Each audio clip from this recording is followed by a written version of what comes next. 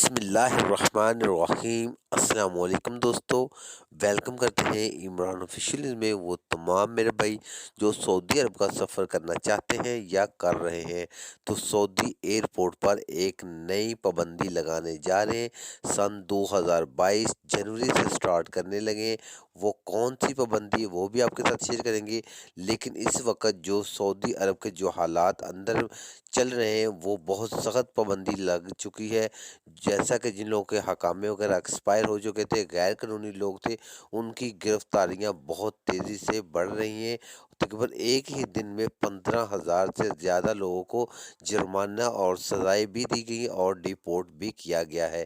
تو ساتھ میں بات کرتے ہیں کہ فائزر ویکسین جن لوگوں نے لی ہوئی ہے، فائزر ویکسین والوں کے لیے بہت بری خبر ہے۔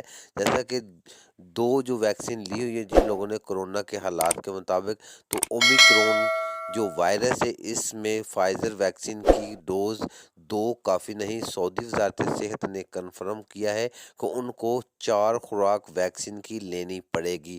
تو جو میرے بھائی سعودی عرب سے ڈیپورٹ کیے جائیں گے، جیسا کہ وہ خروج العہدہ والے یا جن کے حکامے وغیرہ ایکسپائر تھے، وہ دوبارہ نئے ویزے پر اگر سعودی عرب آنا چاہتے ہیں تو ایئرپورٹ پر ان کو روکا جائے گا۔ تقریباً ان پر تاحیات پابندی ہے، وہ اپنا نقصان مت کریں، وہ دوبارہ نیا ویزا لے کے سعودی عرب میں نہ آئیں۔